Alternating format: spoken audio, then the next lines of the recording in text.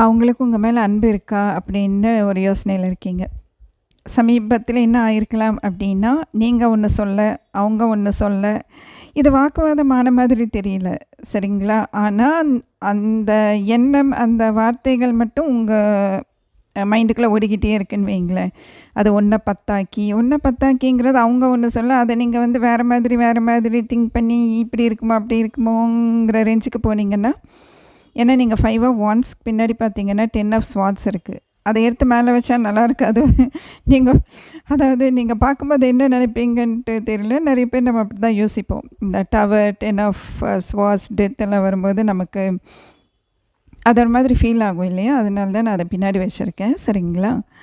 அப்ப என்ன ஆச்சு அப்படின்னா, ரீசென்ட்டா நீங்க ஒரு விஷயத்துல நீங்க ஒரு மாதிரி சொல்லியிருப்பீங்க. அவங்க வேற மாதிரி சொல்லியிருப்பாங்க. அது உங்கனால ஏத்துக்க முடியல. சரிங்களா?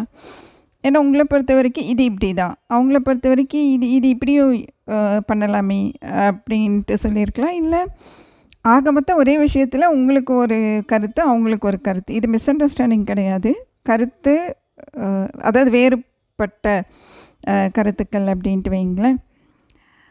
அப்ப என்ன ஆச்சு அப்படின்னா, நீங்க உங்களுக்கு இப்போ யோசிக்க ஆரம்பிச்சுட்டீங்க. இது என்னது இது? அப்ப இவங்களுக்கு நம்ம மேல அன்பே இல்லையா? அக்கறையே இல்லையா? ஒத்தையில நின்னுட்டு நானு ஐ மீன் நான் மட்டுமே வந்து எல்லாத்தையும் பண்ணிகிட்ருக்கிறேனேங்கிற மாதிரி திடீர்னு திங்க் பண்ண ஆரம்பிச்சிட்டிங்கன்னு வைங்களேன். அது தேவையில்ல. அந்த மாதிரி திங்க் பண்ணாதீங்க. அவங்களும் என்ன சொல்ல வராங்கன்ட்டு கேளுங்களேன். ஃபர்ஸ்ட் ஆஃப் ஆல் நீங்க கேட்க கூட ரெடியா இல்லாத மாதிரி இருக்கு. அப்படி கூட நடந்திருக்கும். அவங்க ஏதோ ஒண்ணு சொல்ல வந்திருப்பாங்க. நீங்க கேட்கல. இல்ல சொல்லியிருப்பாங்க. அது நீங்க ஒத்துக்கல. அப்படின்ட்டு வைங்களேன். அதுக்காக அவங்களுக்கு உங்க மேல அன்பு இல்லைன்னு நினைக்காதீங்க. அவங்களுக்கு உங்க மேல அன்பு இருக்கு. அந்த அக்கறையில தான் அவங்க வந்து சொல்ல வராங்க. நீங்க என்ன சொல்ல வராங்கன்ட்டு கேளுங்களேன். சரிங்களா?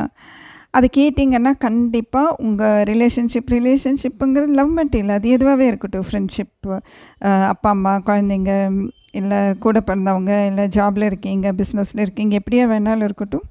உங்க மேல இருக்கிற அக்கறையிலயும், அவங்களோட அனுபவத்திலயும் தான் ஒரு விஷயத்த அவங்க உங்ககிட்ட சொல்ல வராங்க, இல்ல சொல்லியிருக்காங்க. அத நீங்க கொஞ்சம் கன்சிடர் பண்ணுங்களேன். கன்சிடர் பண்ணும்போது ஒரு இம்ப்ரூவ்மெண்ட் உங்களுக்கே தெரியும். அதாவது ஒரு முன்னேற்றம் உங்களுக்கே தெரியும். அப்போ உங்களுக்கு அந்த என்ன சொல்றது? அந்த 2 கெட்டானாவே இருந்த அந்த விஷயத்துல ஒரு தெளிவு வரும்னு வைங்களேன். ஒரு இம்ப்ரூவ்மெண்ட் இருக்கும். இதுவா, அதுவா, இப்படியா இருக்குமா, அப்படியா இருக்குமோங்கிறதெல்லாம் போயி ஒரு தெளிவு, ஒரு முன்னேற்றம் அப்படி வரும்ன்ட்டு வைங்களேன். கடைசியில நீங்க ஒரு பேலன்ஸ்டு அந்த விஷயம் ஒரு பேலன்ஸுக்கு வந்துரும். இப்போ புரிஞ்சிருக்கும்னு நெனைக்கிறேன். ஸோ அவங்க என்ன சொல்ல வராங்க அப்படிங்கிறத நீங்க காது கொடுத்து கேளுங்க.